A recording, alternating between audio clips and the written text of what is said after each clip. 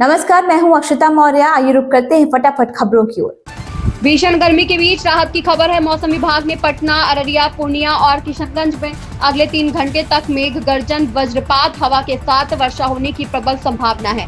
इन इलाकों में yellow alert जारी किया गया है। वहीं दरभंगा, मधुबनी जिले कुछ भागों में अगले 2 से 3 घंटे में मध्यम दर्जे की बारिश और वज्रपात के आसार है। इन 2 जिलों में मौसम विभाग ने येलो अलर्ट जारी किया गया है। शाहजहांपुर में गंगा एक्सप्रेसवे का निरीक्षण करने पर सीएम योगी आदित्यनाथ ने कहा, यह देश की सबसे लंबी एक्सप्रेसवे में से एक है। गंगा एक्सप्रेसवे का पूरा काम नवंबर तक पूरा होना है। यह किसी भी लड़ाकू या व्यावसायिक विमान को उतारने की क्षमता रखता है। उत्तर प्रदेश कैबिनेट ने निर्णय लिया था कि वो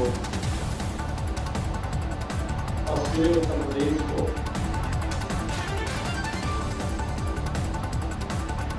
प्रयागराज से जोड़ने के लिए गंगा एक्सप्रेस का निर्माण करेगा। इसका पीपीआर तैयार हुआ और अंततः 2020 में इसे कैबिनेट ने अपनी मंजूरी देकर इसके पीपीआर की कार्रवाई को आगे बढ़ाया। कुल 594 किलोमीटर लंबा यह एक्सप्रेसवे 6 लेन का है और यह 8 लेन तक बढ़ाया जा सकता है, जिसमें 18,000 एकड़ लैंड इस पूरे एक्सप्रेस वे के लिए किसानों से खरीदा गया। आपने देखा होगा कि कभी भी कोई किसान से संबंधित कोई मुद्दा नहीं है।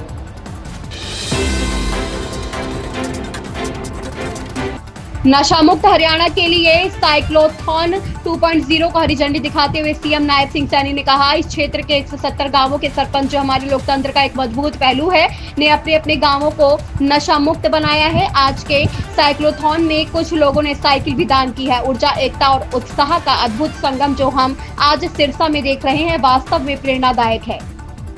हमारे इस क्षेत्र में अगर हम ध्यान करें, 177 ऐसे गांव, ये हमारे गांव में जो छोटी सरकार है, हमारे माननीय सरपंच हैं, जो इस लोकतंत्र की मजबूत धुरी है, ऐसे हमारे सरपंच गणों ने मित्रों अपने अपने गांव में एक संकल्प लेकर के उन्होंने गांव को नशा मुक्त करने का काम किया है। पाकिस्तान के मंत्री हनीफ अब्बासी ने भारत को खुलेआम परमाणु हमले की धमकी दी है। उन्होंने कहा कि पाकिस्तान ने अपने शस्त्रागार में 130 परमाणु हथियार केवल भारत के लिए रखे हैं। पाकिस्तान के 130 परमाणु हथियार प्रदर्शन के लिए नहीं है। अगर भारत पानी की आपूर्ति बंद करता है तो उन्हें युद्ध के लिए तैयार रहना चाहिए।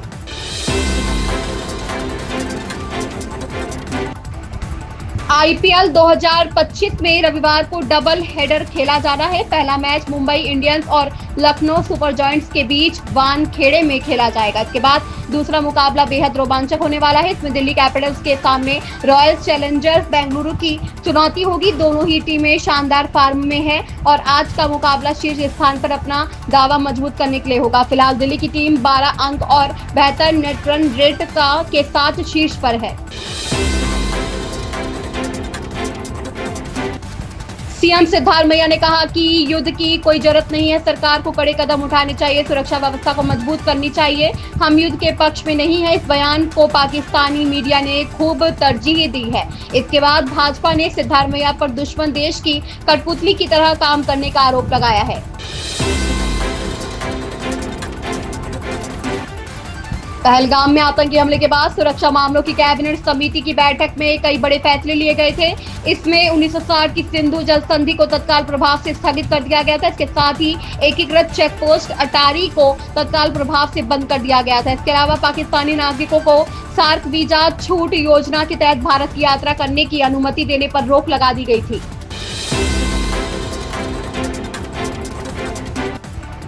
पाकिस्तान राजनेता बिलावल भुट्टो के सिंधु में पानी बहेगा या खून वाले बयान को लेकर भाजपा नेताओं ने कड़ा जवाब दिया है। भाजपा नेता दिलीप घोष ने कहा कि पाकिस्तान में पहले से ही खून बह रहा है। भाजपा प्रवक्ता शहजाद पूनावाला ने कहा कि जब पाकिस्तान कोई आतंकी हमला करता है तो कांग्रेस नेताओं के बीच उसे क्लीन चिट देने की प्रतियोगिता होती है।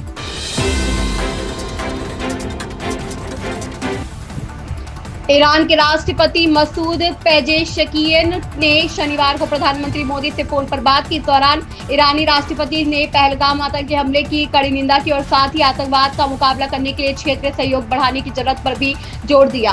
पिछले सप्ताह जम्मू कश्मीर के पहलगाम आतंकी हमले में 26 निर्दोष पर्यटकों की निर्मम हत्या कर दी गई थी। यह भारत में बीते दशक का सबसे बड़ा आतंकी हमला था जिसने दुनिया को झकझोर कर रख दिया।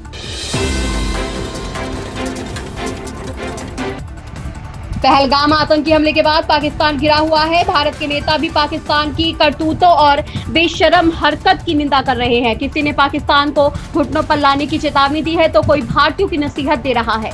सिंधु जल संधि को रोकने के बिलावल भुट्टो के बयान का केंद्रीय मंत्री हरदीप सिंह पुरी ने जवाब दिया है। केंद्रीय मंत्री पीयूष गोयल और retired major general GD Bakshi ने भी पाकिस्तान की हरकत की निंदा की। इन खबरों में बस इतना ही। बने रहिए हमारे साथ।